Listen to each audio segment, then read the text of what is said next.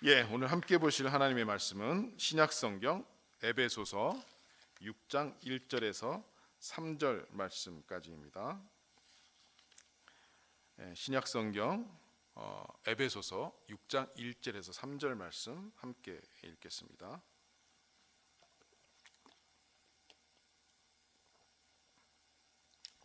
세 절인데요. 저와 여러분이 한 목소리로 한번 읽어보시겠습니다. 성경을 보시고 또 앞에 스크린을 보시면서 6장 1절에서 3절까지입니다. 함께 읽습니다. 자녀들아, 주 안에서 너희 부모에게 순종하라. 이것이 옳으니라.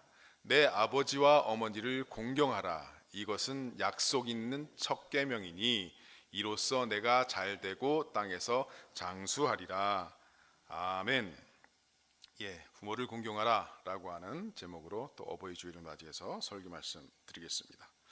부모를 공경하라 라고 하는 것은 참 옳은 것입니다. 여러분, 아버지와 어머니를 공경하는 것은 약속이 있는 첫 계명이라고 하였습니다. 부모님을 잘 공경하시는 여러분 되시기를 주님의 이름으로 축원합니다.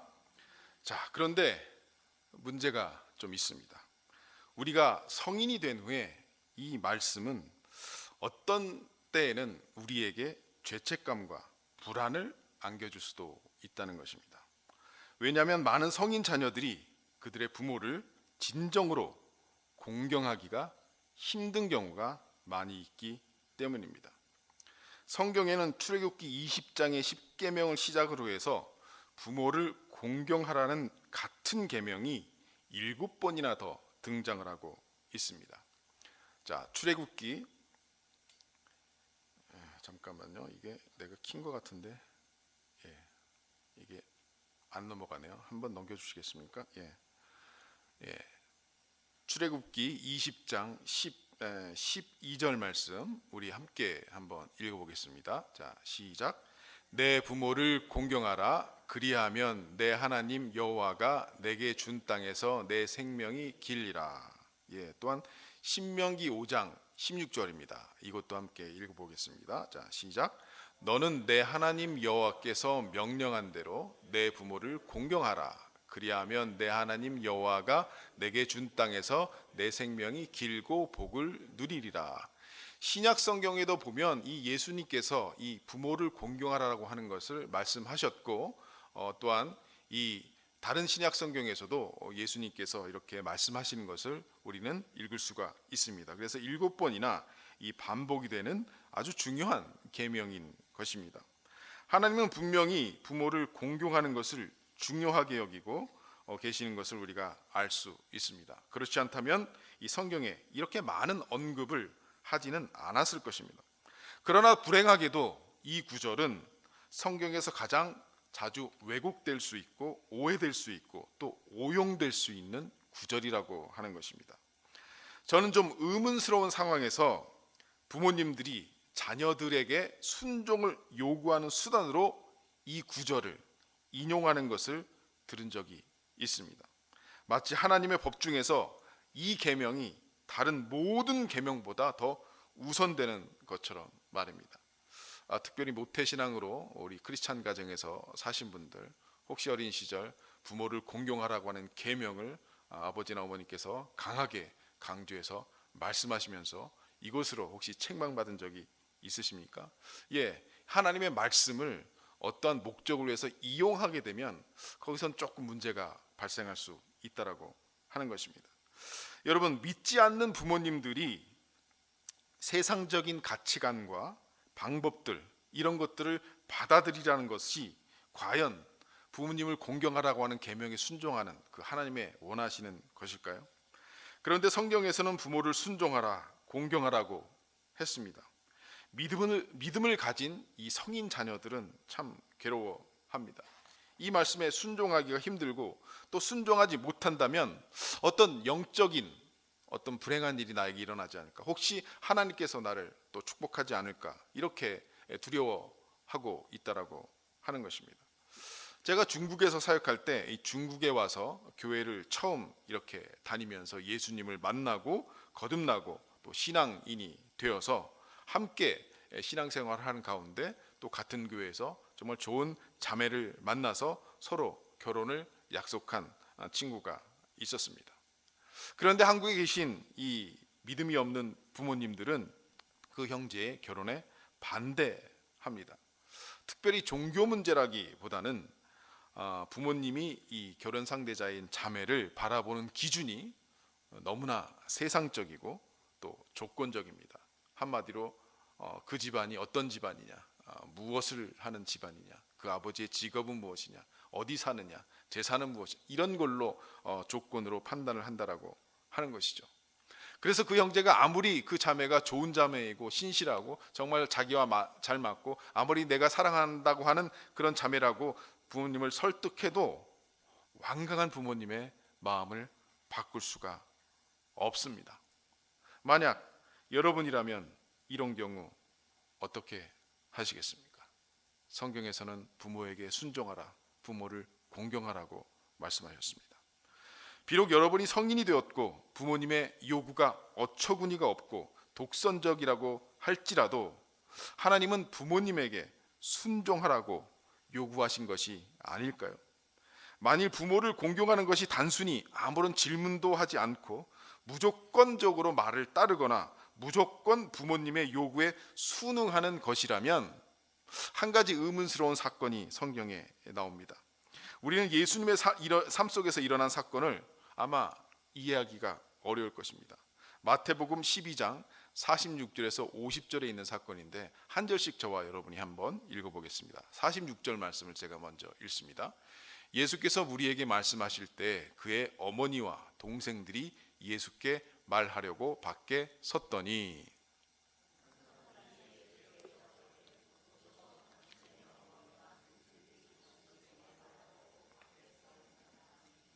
말하던 사람에게 대답하여 이르시되 누가 내 어머니이며 내 동생들이냐 하시고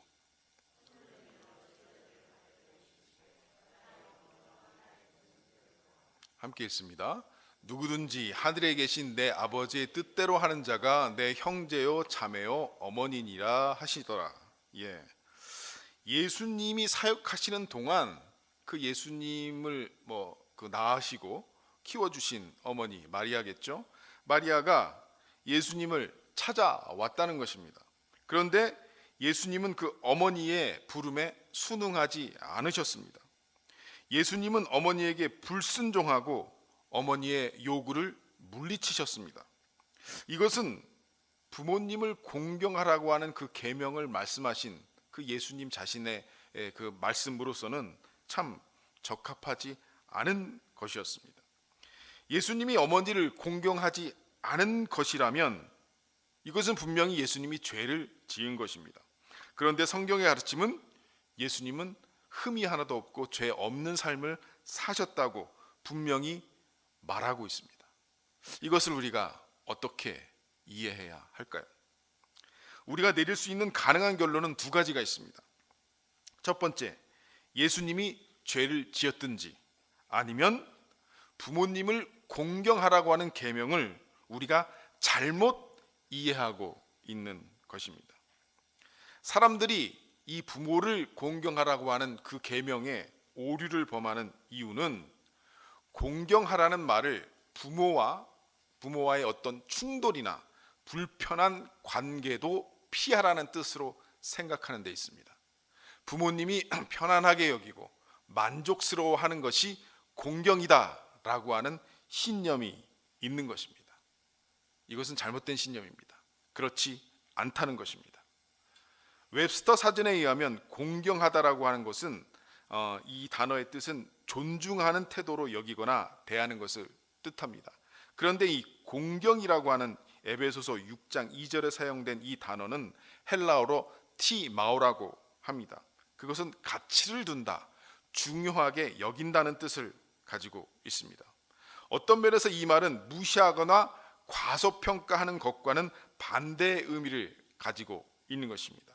그런데 이 용어는 또 다른 헬라어 독시아조라고 하는 높인다, 영화롭게 한다라고 하는 그 뜻은 갖고 있지 않습니다.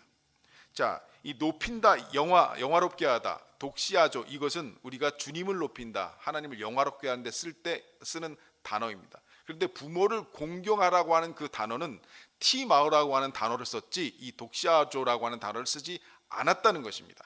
가치를 둔다, 중요하게 여긴다는 뜻이 바로 공경이라는 단어의 뜻이라고 하는 것입니다. 바울이 육신의 부모와 관련해서는 언제나 이 티마오, 공경이라고 하는 단어를 사용한 것을 볼 때 육신의 부모를 공경하는 것은 어떤 한계, 리미트가 있음을 알 수가 있다는 것입니다. 그 말은 뜻은 무엇이냐? 맹목적으로 경외하거나 순종하라는 뜻이 아니고 상호작용하고 쌍방간에 주고 받아야 한다는 여지를 남겨두고 있다는 것입니다. 이해하시겠습니까? 부모가 반대하는 결혼을 한다면 부모를 공경하지 않는 것일까요? 부모가 반대하는 직업을 선택한다면 부모를 공경하지 않는 것일까요? 절대로 그렇지가 않다는 것입니다. 그래서 우리는 공경이 아닌 것이 무엇인지를 살펴보면 어떤 것이 공경인지를 분명히 우리는 잘 알게 될 것입니다. 공경이 아닌 것, 로저 힐러 스트롬이라고 하는 분이 쓰신 성장한 아이에서 성숙한 어른 되기라고 하는 책에서 나오는 것입니다. 첫 번째, 공경은 두려움이 아니다. 어떤 사람들은 부모가 어떻게 반응할지를 두려워해서 솔직해지거나 정직해지는 것을 피합니다. 그냥 솔직하게 말하면 자기는 싫은데, 솔직하게 말하면 그렇게 하기 싫은데도 그것을 피하는 사람들이 있다는 것입니다. 그 결과 그들은 부모와의 결코 진실한 관계를 이루지 못하게 된다는 것입니다. 두 번째로, 공경은 무관심이 아니라는 것입니다.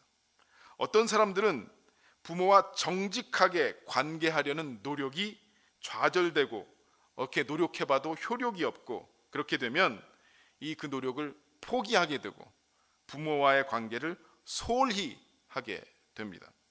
이런 경우 정서적 고통이나 불편함을 피하기 위해서 부모와의 관계를 가치 있게 여기지 않으려고 하게 돼서 무관심으로 멀리한다는 것입니다. 그래서 공경은 무관심이 아니라고 하는 것입니다.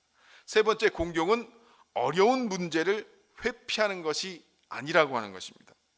어떤 분들은 부모를 결코 변화시킬 수가 없고 또 부모님이 성숙하는 사람으로 변하는 것이 불가능하기 때문에 이 진짜 문제로부터 가능한 멀리 떨어져 있으려 합니다.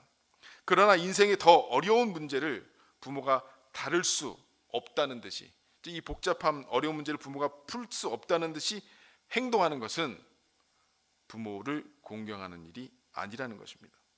만일 여러분들이 계속해서 회피한다면 그것은 부모님이 공경과 존중을 받을 자격이 전혀 없다는 여러분의 신념이 있다는 것을 암시하는 것입니다.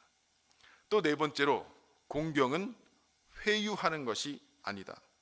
공경은 달래거나 선심을 쓰는 것이 아닙니다. 좋은 의도를 가진 그리스도인들 중에 부모를 마치 어린아이처럼 대하는 것이 부모를 공경하는 것이라고 믿는 사람들이 많습니다. 참된 부모의 공경은 부모님과의 관계 속에서 충분한 가치를 두고 그 관계에 기꺼이 자신의 시간과 노력을 투자하려는 그런 의도, 열정, 용의를 갖는 것이라고 하겠습니다. 자, 그렇다면 진정한 의미에서 부모님의 공경, 부모님을 공경한다는 것은 어떤 것일까요? 우리 첫 번째 함께 읽어봅시다. 시작. 부모와의 관계가 발전될 수 있도록 노력하는 것입니다. 예, 부모님과의 관계가 발전될 수 있도록, 더 성숙될 수 있도록 노력하는 것이 진정으로 부모님을 공경하는 것이라고 하는 것입니다. 부모를 공경한다는 것은 관계를 파괴하는 부모님들의 어떤 행동들은 용납하지 않는다는 것을 뜻하기도 합니다. 때로는 그 부모님들이 너무나 과격하게 관계를 끊어버리겠다고 이렇게 협박을 하기도 합니다. 호적에서 지우겠다, 파버리겠다, 너는 이제부터 내 자식이 아니다, 막 이렇게 나오실 수도 있는 것이죠. 필연적으로 우리는 우리 자신의 변화가 요구됩니다. 그 부모님과의 관계에서 관계를 발전시키려면 자신의 변화가 요구된다는 것이죠. 그 부모님과의 관계에 가치를 두기 때문입니다. 아버지나 어머니를 공경한다는 것은 자신이 대우받기 원하는 그대로 그분들을 대접하는 것을 뜻합니다. 그것은 냉정하거나 둔감하게 대하지 않고 정직하고 직접적이며 또 열린 태도를 부모님께 갖는다는 것을 뜻합니다. 부모님의 존재에 대해서 단순히 부모님으로만 여기는 것이 아니라 우리와 똑같이 감정과 두려움과 보호 본능을 갖는 인간으로서, 사람으로서 부모님을 이해하고 반응하는 것을 뜻한다는 것입니다. 이렇게 하는 것은 어쩌면 우리가 아주 익숙해진 패턴으로 살았던 것보다 훨씬 더 어려운 일일 수 있습니다. 진정으로 부모를 공경하고 반복되는 옛 패턴을 바꾸기 위해서는 우리들 자신의 행동과 반응, 그리고 방어적인 태도를 이해해야 할 뿐 아니라 부모님의 행동, 그리고 부모님의 반응, 그리고 부모님의 방어적 태도에 대해서도 이해해야 한다는 것입니다. 우리는 어렸을 때부터 부모님을 만족시키려는 욕구를 배웠습니다.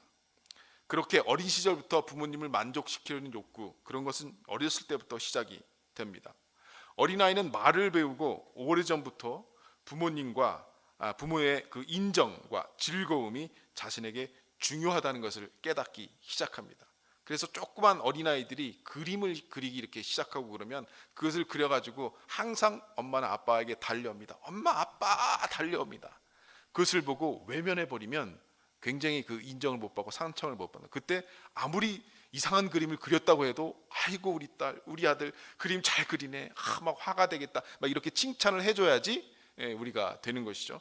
그러면서부터 우리는 이 어렸을 때부터 부모님들의 그 인정과 부모님들의 그 기쁨과 즐거움이 자기에게 굉장히 중요하다는 것을 깨닫기 시작합니다. 만족감을 느끼는 행복한 엄마는 아이에게 미소를 지으면서 잘 안아주고 따뜻하게 대해주고 그에게 정말 사랑이 흘러갑니다. 하지만 긴장감 속에서 살아가는 행복하지 않은 엄마는 거리감이 느껴지고 차갑게 됩니다. 아빠가 즐겁고 만족감을 느끼는 그 인생을 살고 있다면 아이의 생활도 그렇게 됩니다. 그러나 아빠가 자신의 인생을 불행하게 느끼거나 많이 화가 나 있는 상태에는 아이들의 생활도 불쾌해지고 힘이 들게 된다는 것입니다. 우리는 아주 어렸을 때부터 이 자신의 생존이 엄마, 아빠에게 달려 있으며 우리의 필요가 얼마나 기꺼이 채워지는가에 따라서 자신의 이 행복이 달려 있음을 깨닫게 됩니다. 우리가 필요로 하는 사랑과 애정을 위협하는 것은 그 무엇이든지 우리에게 위협으로 다가왔던 것입니다. 부모님의 지지와 인정을 받지 못한다는 것은 아이에게는 굉장히 두려운 일인 것입니다. 또한 아주 어릴 때부터 어른들이 우리들을 대하는 방식을 어떻게 하면 바꿀 수 있을지를 터득하게 됩니다. 무슨 말이냐면 어떤 행동은 어른들의 기분을 좋게 하고 긍정적인 반응, 아유 잘했다, 칭찬받는 행동을 하는 반면에 어떤 행동은 부정적이고 또한 불쾌한 반응을 갑니다. 그렇게 하면 안 돼, 뭐 뗐지, 이러한 그 반응을 가져오게 된다는 것을 우리는 어린 시절부터 알게 된다는 것입니다. 그래서 어린아이는 부모님이 만족하는지 안 하는지 그 여부에 따라서 자신의 이해관계가 달려 있습니다. 그래서 부모의 마음을 기쁘게 하기 위한 그런 기술이나 행동을 자연스럽게 우리는 어린 시절부터 발달시키게 되어 있다는 것입니다. 대부분의 경우는 말입니다. 물론 예외는 있습니다. 그렇지 않은 경우도 있습니다. 뭐 부모님이 어떻게 하든지 자기 마음대로 하는 사람도 있긴 있습니다. 그러나 대개의 경우는 그렇게 우리는 부모님을 만족시키려는 욕구를 발달시킨다라고 하는 것입니다. 이러한 행동들이 우리의 성격 속에, 성품 속에 이렇게 스며들어서 내재화가 되면서 우리는 자동적으로 그런 역할을 하게 되어 있는 것입니다. 하지만 문제는 우리는 마냥 어린 아이로만 머물러 있지 않는다는 것입니다. 사춘기를 지나고 성인기로 접어들면서 우리는 어른으로 자라납니다. 어른이 된다는 것은 부모와의 분리를 의미합니다. 우리의 삶의 가장 중요한 사람들로부터 정서적으로 언젠가는 분리되는 것이 바로 어른이 된다라고 하는 것입니다. 여러분, 창세기 1장 24절 말씀을 함께 읽어봅시다. 시작. 이러므로 남자가 부모를 떠나 그의 아내와 합하여 둘이 한 몸을 이룰지로다. 부모를 떠나 한 몸을 이룬다. 우리는 얼마 전까지만 해도 결혼을 해야 진정으로 어른이 된다는 의식이 어느 사회나 있었습니다. 어른이 된다는 거에 무슨 뜻일까요? 바로 부모를 떠난다는 것입니다. 정서적으로, 정신적으로, 또한 경제적으로 말입니다. 성인이 되고 결혼을 한 후에도 정서적으로나 경제적으로나 부모를 떠나지 못한 사람들이 종종 있게 됩니다. 그런 사람들을 심하게는 마마보이다, 마마거리다 이렇게 이야기도 하죠. 그런데 특별히 한국 사회에는 이 캐나다 사회나 이 서구 사회보다 아이를 떠나보내는 것이 굉장히 오래 걸리는 그런 상황 가운데 있습니다. 경제적으로도 독립시키기까지요. 아이들이 대학을 졸업하고 취업하고 결혼하고 이렇게 어느 정도 아이를 낳아서 손자 손주를 볼 때까지 아마 계속 우리 부모님들은 떠나보내지 못하고 아이들을 계속 돌봐야 하고 분리가 되지 못한다라고 하는 것입니다. 그러한 경제적인 측면은 어쩔 수 없다라고 하더라도 정신적이고 정서적인 면에서 우리는 부모님을 떠나 자신의 독립적인 생각과 가치 그리고 그거에 따라 인생을 선택하고 결정해야 하는 어른이 돼야 하는데, 그러나 그렇지 못한 경우에 그런 사람들을 우리는 어덜트 차일드, 성인 아이다라고 우리는 부르는 것입니다. 어른이 된 우리들은 더 이상 생존을 위해 부모님에게 의존하는 존재가 아님에도 불구하고 오랜 세월 동안 우리가 해온 가족 역할이 있게 되는데, 그 가족 역할은 여전히 살아남아서 영향력을 지니고 있는 것입니다. 그것은 우리가 바르게 생각하는 능력을 왜곡하기도 하고 우리의 판단을 흐리게도 하고 우리의 반응을 지배하게 된다라고 하는 것입니다. 그래서 부모님을 떠나 자기가 독립해서 그 부모님과의 바른 관계를 가지려고 노력하는 것이 첫 번째, 우리가 부모님을 진정으로 공경하는 방법이라고 하는 것입니다. 자, 두 번째 함께 읽습니다. 시작. 부모님을 객관적으로 바라보는 것입니다. 자, 우리는 성인으로 자라나면서 사회에서 많은 인간관계를 가지게 됩니다. 하지만 유독 부모님과의 관계에서만큼은 어린 시절의 모습과 변하지 않는 패턴을 계속 갖고 있는 경우가 많다라고 하는 것입니다. 10살 때 부모님과 이렇게 관계했던 그 패턴이 20살이 되고 30살이 되고 40살이 돼도 계속 같은 패턴으로 부모님과 관계하고 있다라고 하는 것이죠. 가족이라고 하는 것은 하나의 시스템입니다. 그 시스템 안에서 했던 자기의 역할이 무의식적으로 내재화되고 뿌리내리고 있어서 생각하지 않아도 자동적으로 반응이 나온다는 것입니다. 그래서 아무리 대화를 해도 풀리지 않는 무엇인가 부모님과의 관계를 힘들게 할 수가 있습니다. 그래서 부모와의 거리를 두거나 정서적인 벽을 쌓거나 완전히 관계를 끊어버리기도 합니다. 하지만 어느 것도 행복한 해결책은 될 수 없습니다. 부모님과의 관계에서 해결되지 못한 해묵은 감정적인 문제들을 해결하지 못하고 피하고 거부하면 큰 대가가 따르게 됩니다. 우리가 부모로부터 인정과 애정, 격려와 존중을 아무리 바라더라도 받을 수가 없게 됩니다. 대신에 오래된 고통과 적개심, 좌절감과 분노, 죄책감은 세월이 지나도 우리가 부모와 맺는 관계 속에서 계속 우리를 괴롭히게 되는 것입니다.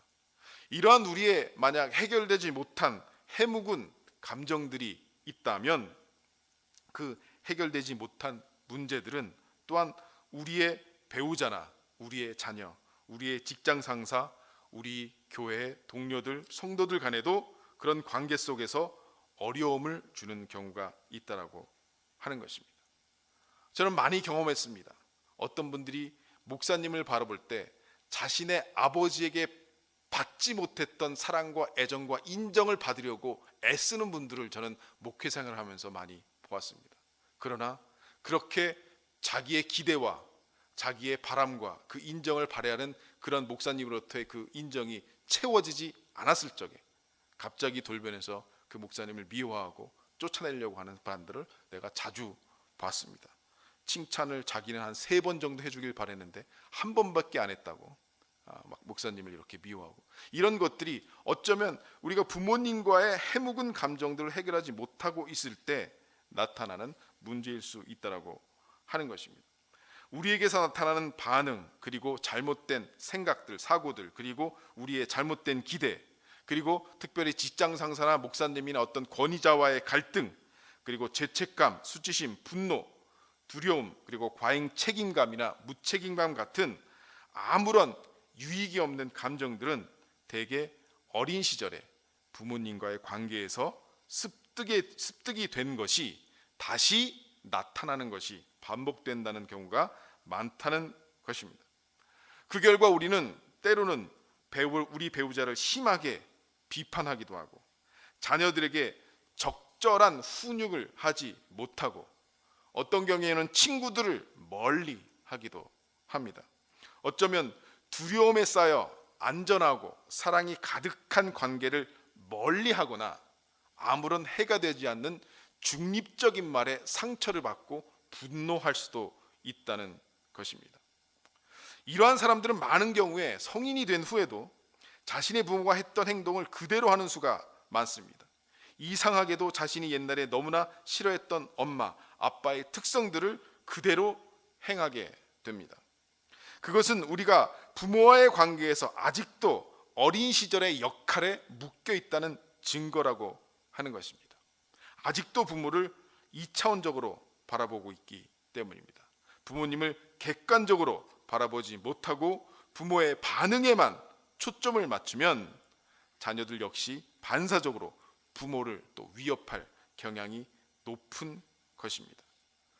부모님과의 관계를 변화시킬 수 있는 열쇠는 부모를 내 또래로 동등한 존재로 보기 시작하는 것입니다. 굉장히 중요한 말인데 다시 한번 함께 읽습니다. 시작. 부모와의 관계를 변화시킬 수 있는 열쇠는 부모를 내 또래로 동등한 존재로 보기 시작하는 것입니다. 자, 이 말이 무슨 뜻인지를 이해하시겠습니까? 우리의 어린 시절 부모님은 슈퍼맨이었습니다. 위대한 우리의 영웅이었습니다. 우리보다 훨씬 키도 크고 힘도 세고 못하는 것이 없습니다. 부모님과 함께 있으면 맛있는 것도 먹을 수 있고 좋은 옷도 입을 수 있고 우리가 재밌는 일들을 부모님들이 다 해결해 주셨습니다. 그러나 성인이 된 후에도 그런 기대를 가지고 있으면 안 됩니다. 우리의 부모님도 우리를 낳고 기르실 때 그렇게 성숙한 사람이 아니었다는 사실을 우리는 이해해야 합니다. 완전한 사람이 아니고 완벽한 존재가 아니었습니다. 우리의 부모님도 부모가 되는 법을 배우지 않고 부모가 되어서 실수하면서 힘들어하면서 우리를 그렇게 우리처럼 키워내신 것입니다. 그래서 이제 우리는 부모를 우리와 동등한 존재로 바라보아야 한다는 것입니다. 어쩌면 유교 사상으로 이렇게 익숙해진 이 한국 사회에서, 한국 사람에서는 이것이 힘들지도 모르겠습니다. 부모님을 어떻게 동등한 존재로 여기나, 부모님은 받들고 건강하고 섬겨야 할 존재지. 그 말이 아니라 부모님이 우리가 성인이 된 후에 그 부모님을 뭔가 우리 어린 시절에 모든 것을 해결해 주던 그런 역할로서가 아니라 이제 성인이 되어서 같은 성인으로, 부모님도 나를 낳으시고 기르실 적에 그때 몇 살이었는데 그때 부모님이 참 어리셨던 거구나. 그때 부모님이 내가 애를 키워보니까 이렇게 힘들었는데 부모님을 얼마나 힘들었을까 라고 하면서 부모님과의 관계 속에 있어서 부모님을 내 또래로 동등한 존재로 보기 시작할 때 우리는 부모님을 공경할 수 있는 열쇠가 거기 있다라고 하는 것입니다. 그렇게 부모님을 객관적으로 받아들인다면, 만약에 어린 시절 부모님으로부터 채워지지 않는 정서적인 욕구로 인해 자녀를 지배하고 어떤 조종하려는 그런 부모님도 바뀌게 될 수가 있다라고 하는 것입니다. 자, 세 번째 우리 함께 읽겠습니다. 시작. 우리의 부모를 허락하신 하나님의 섭리를 인정하는 것입니다. 예. 자, 부모님을 동등한 존재로 보고 그 다음에 우리의 부모를 허락하신 하나님의 섭리를 인정하는 것입니다. 만일 여러분이 까다로운 부모님과 갈등하고 있다면 때때로 왜 나는 이런 부모님을 만났을까라는 원망을 할 수도 있을 것입니다. 내 친구를 보니까 정말 좋은 부모님 만나서 정말 평화롭게 자라고, 정말 제가 성인이 되고 결혼을 하고 정말 할 때까지 정말 헌신해서 자식을 위해서 수고하시고 지지해 주시고 지원해 주시고 물질적인 지원도 아끼지 않으시는 저런 훌륭한 부모님이 참 부럽다. 근데 왜 나는 이런 부모님을 만나서 한마디로 이렇게 고생을 하면서 살아야 될까라는 원망을 혹시 해보신 적이 있습니까? 그러면 혹시 하나님은 내 친구는 사랑하시고 나는 별로 안 사랑하실까? 혹시 하나님을 그래서 원망해 보신 적이 있으십니까? 여러분, 분명히 우리는 알아야 합니다. 우리의 부모는 하나님이 그분의 목적이 우리에게 있어서 우리에게 주신 분들입니다. 한번 읽어봅시다. 이 문장은 시작. 우리의 부모는 하나님이 그분의 목적이 우리에게 있어서 우리에게 주신 분들입니다. 이해가 되십니까? 그분의 목적이 우리 인생 가운데 하나님의 목적이 있는데 그 목적이 있어서 만나게 하신 주신 분들이 뭐예요? 우리의 부모님이라고 하는 사실입니다. 하나님이 각각의 개성을 가진 특정한 사람들을 우리의 삶에 두신 것은 그분의 목적이 있어서입니다. 우리가 열왕기상 다윗을 우리가 묵상하고 있는데 다윗이 13년 동안이나 도망 다니면서 그렇게 도망자 생활을 하지 않았다면 그 다윗이 성숙할 수가 있었을까요? 그런데 그 다윗을 빚으시려는 하나님의 목적이 있기 때문에 그를 죽이려고 쫓아다닌 사울 왕을 다윗에게 주셨다는 것입니다. 여러분 믿으십니까?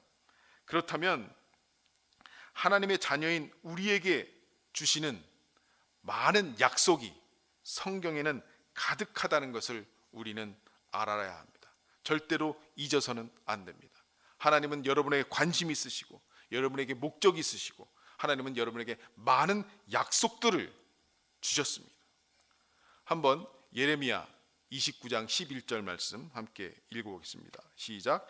여호와의 말씀이니라 너희를 향한 나의 생각을 내가 아나니 평안이요 재앙이 아니니라 너희에게 미래와 희망을 주는 것이니라. 아멘. 믿으십니까?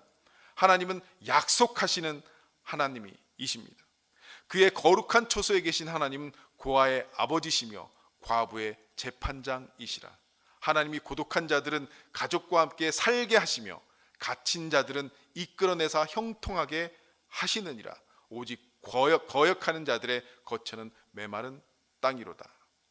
요한일서 3장 1절 말씀을 함께 또 읽어봅시다. 보라, 시작. 보라, 아버지께서 어떠한 사랑을 우리에게 베푸사 하나님의 자녀라 일컬음을 받게 하셨는가. 우리가 그러하도다. 그러므로 세상이 우리를 알지 못함은 그를 알지 못함이라. 하나님의 약속 중 하나는 어떠한 고난 속에도 절대로 우리를 무기력하게 발버둥 치도록 그냥 내버려 두지 않고 언제나 가까이 계셔서 우리를 도우신다라고 하는 것입니다. 사람이 감당할 시험 밖에는 너희가 당한 것이 없나니 오직 하나님은 미쁘사라고 하는 것은 신실하다라고 하는 뜻입니다. 하나님은 신실하사 너희가 감당하지 못할 시험 당함을 허락지 아니하시고 시험 당할 쯤에 또한 피할 길을 내사 너희로 능히 감당하게 하시느니라. 또한 성경은 우리가 하나님의 인도에 자신을 열어놓을 때 하나님은 우리에게 성공적인 인생이 있을 것이라고 약속하고 있다는 것입니다. 우리가 잘 아는 로마서 8장 28절 말씀 함께 읽읍시다. 시작. 우리가 알거니와 하나님을 사랑하는 자 곧 그의 뜻대로 부르심을 입은 자들에게는 모든 것이 합력하여 선을 이루느니라. 아멘.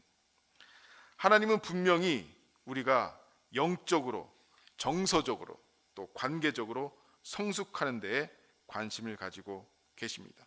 그분은 그러한 성장을 돕기 위해 우리의 삶에 여러 가지 상황과 관계를 허락해 주신다라고 하는 것입니다. 하나님은 우리의 삶을 파괴하거나 무너뜨리는 데 목적이 있는 것이 아니라 언제나 우리를 세우고 견고하게 만드는 데에 목적이 있습니다. 믿으십니까? 우리에게 우리의 부모님을 만나게 하신 분은 하나님이십니다. 그분이 섭리하신 것입니다. 우리를 세우시기 위한 그분의 목적에 따라 우리의 부모를 만나게 되었다는 것을 우리는 인정해야 합니다. 그리고 감사해야 합니다. 부자고 잘나고 힘있고 권력 있는 그러한 부모여서가 아니라 우리의 삶을 위해 하나님이 우리의 부모를 만나게 하셨기에 우리는 우리의 부모를 공경해야 하는 것입니다. 그분의 주권과 섭리를 인정하기에 우리는 우리의 부모를 공경해야 하는 것입니다. 한번 같이 읽어봅시다. 하나님이 시작. 하나님이 우리의 부모를 만나게 하셨기에 우리는 우리의 부모를 공경해야 하는 것입니다. 그분의 주권과 섭리를 인정하기에 우리는 우리의 부모를 공경해야 하는 것입니다. 혹시 여러분들 중에 부모와 해결되지 않는 문제 때문에 부모님을 위해서 기도하고 부모님이 변화되기를 기도하며 기다리고 계십니까? 어쩌면 그것이 틀렸을 수도 있습니다. 우리가 먼저 변화되어야 하는 것입니다. 우리가 먼저 부모님과의 관계를 위해서 부모님을 동등한 존재로 바라보고 부모님을 주신 하나님의 섭리를 인정할 때 우리의 감정과 태도가 변화될 때 그래야 우리의 부모님도 변화될 수가 있는 것입니다. 진정으로 하나님의 말씀에 따라 부모님을 공경하시는 여러분 되시기를 주님의 이름으로 축원합니다. 기도하겠습니다. 하나님 아버지, 부모님과 해결되지 않는 문제가 있다면 주님, 이 시간 저희들 진정으로 하나님 앞에 기도하오니 아버지 하나님, 우리가 부모님을 진정으로 이해할 수 있도록 주님 도와 주시옵소서. 부모님과의 관계를 위해서 노력하게 하시고 부모님을 우리와 동등한 존재로 보게 하시며 진정으로 우리가 하나님 앞에 부모님을 공경할 수 있도록 주님 도와 주시옵소서. 우리의 부모님을 만나게 하신 하나님의 섭리를 인정합니다. 그 부모를 만나게 하신 분이 하나님이시니 당신의 목적대로 우리를 빚어가시기에 우리의 부모님을 만나게 하셨을 줄로 믿습니다. 하나님의 말씀대로 내 부모를 공경하라고 하는 그 말씀에 순종하는 저희들에게 축복하여 주시옵소서. 감사하며 모든 말씀 예수님 이름으로 기도하였습니다. 아멘.